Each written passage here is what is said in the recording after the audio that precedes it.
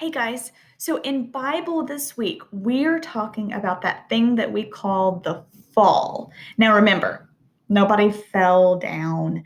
It's just the name that we're calling the story where Adam and Eve first sinned when they ate the fruit of the tree of the knowledge of good and evil in the Garden of Eden. Now, I know I'm calling this a story, but what's special about this story? It's true. That's right. Because it's from the Bible. Well, yesterday we talked about exactly what they did. Remember, God gave them that rule, that one rule. You can have anything in the garden except that one tree.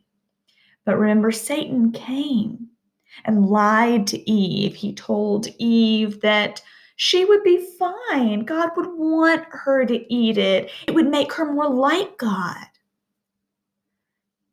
Did God want her to do that? No, of course not. God didn't want her to disobey, but Satan was lying to her. And remember, she chose to eat that fruit, and so did Adam. Well, today we're going to talk about what happened after that and a little bit more about that sin that Eve and Adam both did. So, first, I want you to think about a time when you wanted to do something that you knew you weren't supposed to do. Have you ever felt like that before?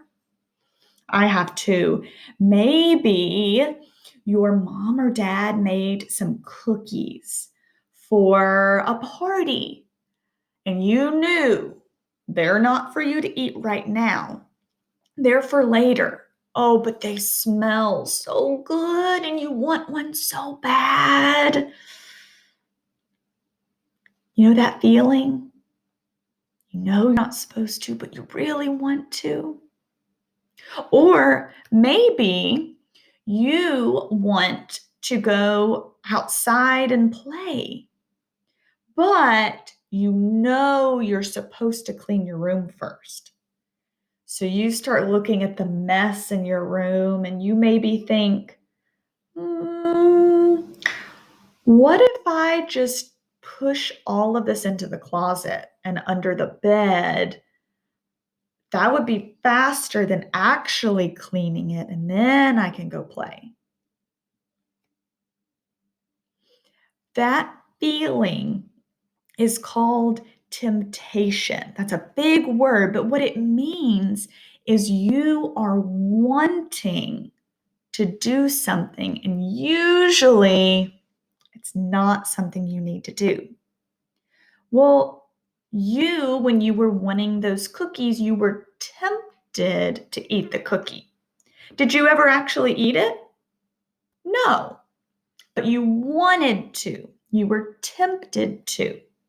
Well, what about your room? You never actually did it, but you wanted to just stuff it in the closet and put it under the bed. You were tempted to.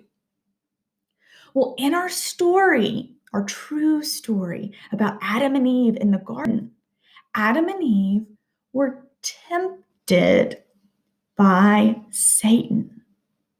Did Satan ever make them eat the fruit? No. Now he lied to them about it. He told them all these things that were not true and he made it sound so good when it wasn't. But he didn't make them eat it. He tempted them. And then what happened? Yeah. Then they chose. They chose to sin. They chose to disobey. So let's read, it's real short, the next little part. Remember, it said the snake wanted Eve to disobey God. So it said, you should try some of this tasty fruit. If you eat it, you will be like God. You will be able to tell the difference between good and evil. The fruit looked tasty. Eve remembered what God had said. Remember, she's got that temptation feeling. She feels tempted to eat it. And then Eve ate the fruit anyway. Then Eve gave some to Adam, and he took a bite too. As the sun was going down, Adam and Eve heard God walking through the garden. He was looking for them.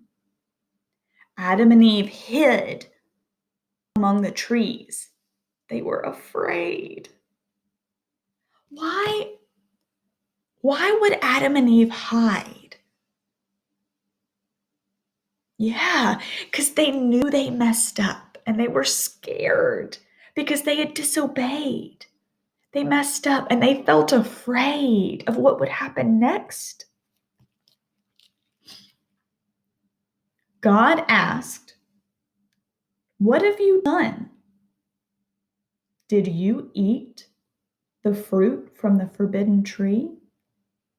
Now, there's more to the story that we'll talk about later this week, but I want you to think about that for a second. Adam and Eve were so scared that they hid. Now, can you hide from God? No, of course not. Why can't you hide from God?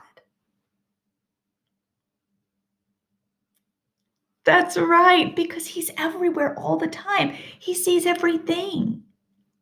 When Eve was talking to Satan and she was tempted, do you think God knew about it? He did.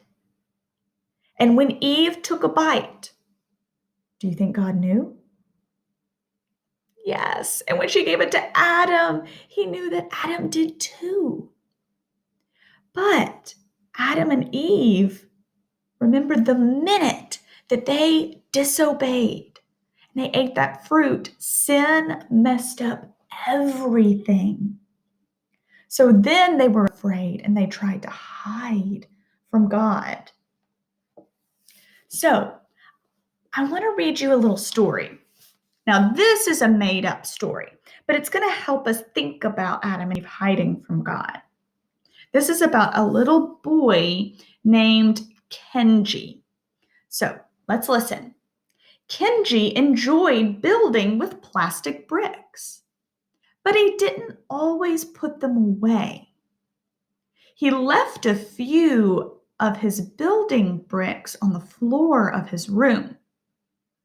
He knew he was supposed to put them away, but he forgot.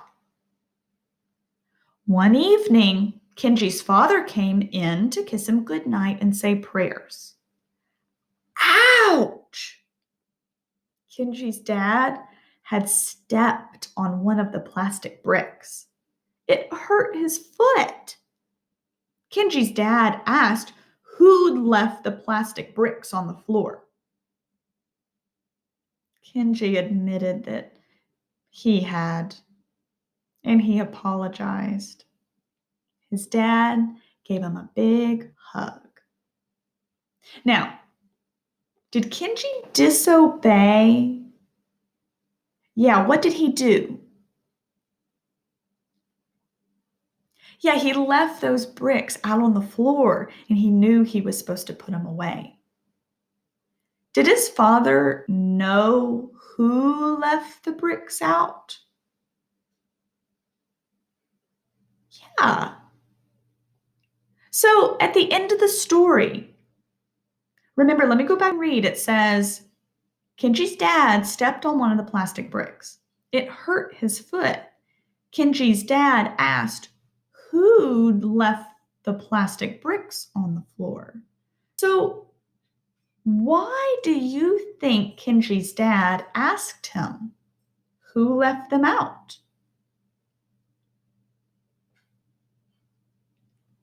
Yeah, he wanted Kenji to say, I messed up and I'm really sorry.